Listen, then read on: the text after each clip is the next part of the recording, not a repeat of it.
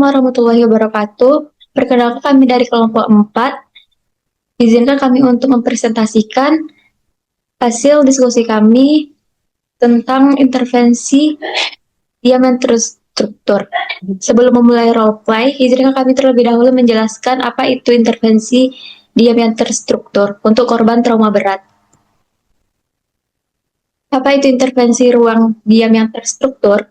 Penelitian Soma dan kawan-kawan tentang fungsi silence dalam psikoterapi memberikan landasan teoritis bagi intervensi kelompok yang menggunakan pendekatan ruang diam terstruktur.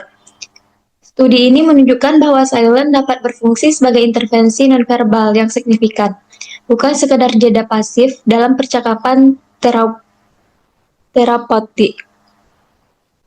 Menurut penelitian Soma, terapis sering menggunakan silence untuk mendorong refleksi diri, membangun empati, dan memberikan klien kesempatan untuk hadir tanpa tuntutan verbal.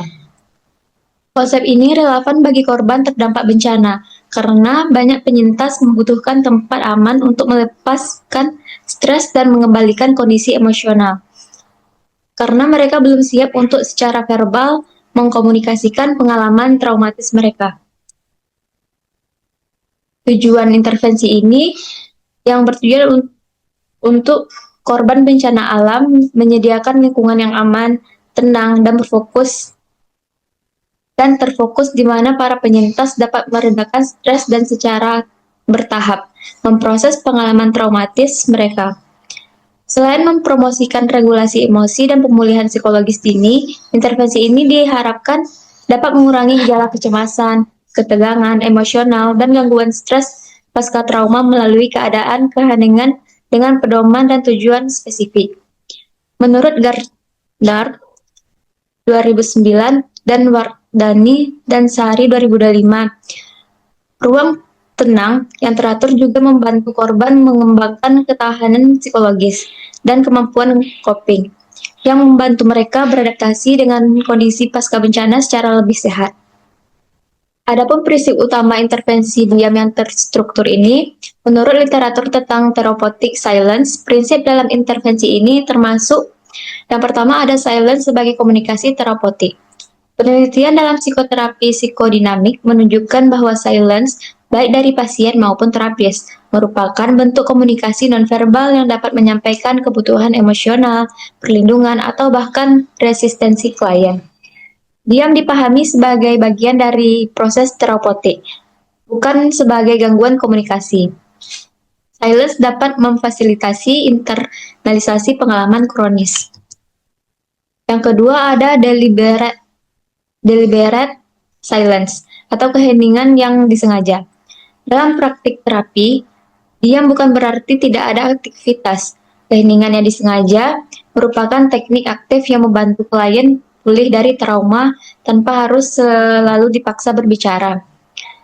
Levitt dan Morrill menunjukkan bahwa ketika terapis sengaja memberikan ruang diam yang berkualitas, klien justru memiliki kesempatan untuk menenangkan diri dan memproses apa yang mereka rasakan secara emosional maupun fisik. Yang ketiga, ada fungsi integrative silence dalam trauma recovery. Bagi orang-orang yang baru saja kehilangan rumah, harta benda, atau orang terkasih dalam bencana alam, menceritakan kembali detik-detik kejadian seringkali terasa seperti dipaksa kembali ke tengah badai. Kata-kata seringkali macet karena otak masih dalam mode bertahan hidup. Menurut Morgan, kehilangan yang menyatukan dalam pemulihan bencana bukan berarti kita mengabaikan mereka, melainkan memberikan mereka waktu untuk bernapas kembali, tanpa harus dipaksa memberikan laporan atau kronologi, terutama saat otak masih dalam mode bertahan hidup akibat bencana. Baik, itu tadi penjelasan intervensi dari kami. Kami akan melanjutkan role play.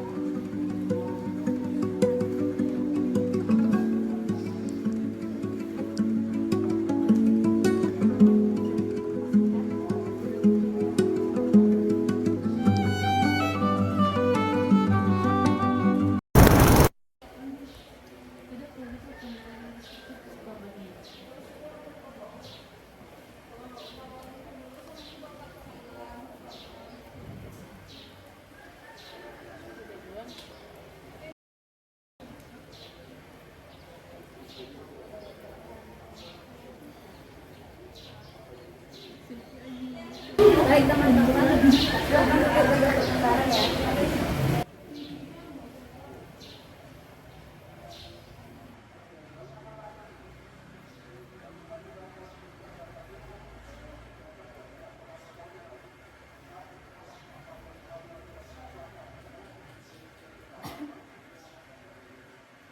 Baik teman-teman, terima kasih sebelumnya sudah sempat hadir.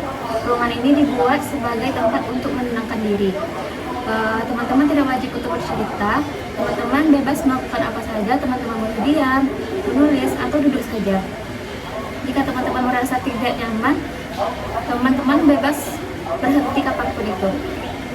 Dalam sesi ini, kita akan lebih banyak dalam suasana hening dan tenang. Jika teman-teman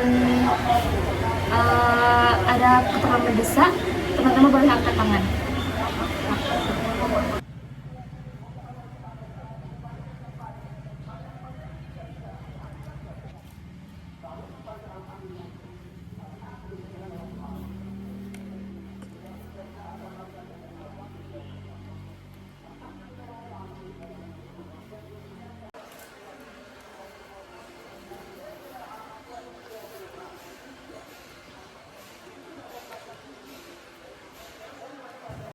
Aku akan menemani kalian di sini.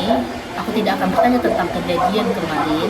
Jika kalian ingin bicara, aku akan mendengarkan. Tapi jika tidak, juga tidak apa-apa. Nah, sekarang di depan kalian sudah ada kertas.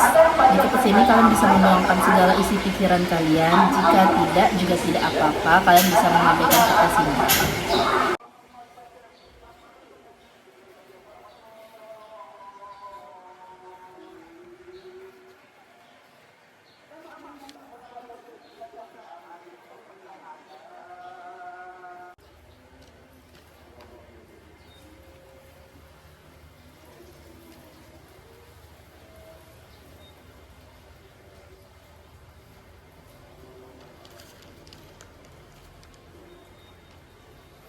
Kalian aman di sini.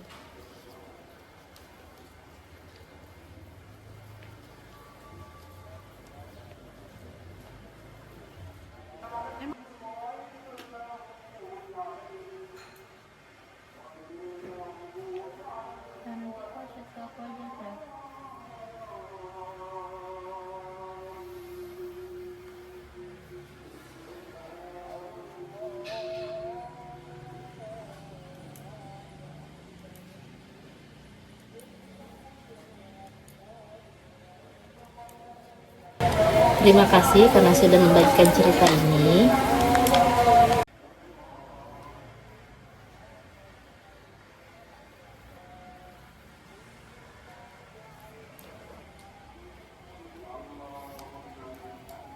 Aku lihat nafas kamu cukup berat, tidak perlu terburu-buru, kita bisa istirahat sebentar. Baik teman-teman, silahkan tenangkan diri kalian dengan mengatur pernapasan kalian. Tarik nafas kalian dalam-dalam, lalu buangkan secara perlahan.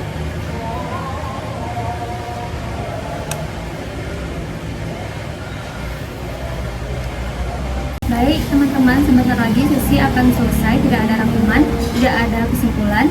Apa yang terjadi di ruangan ini sudah cukup untuk hari ini.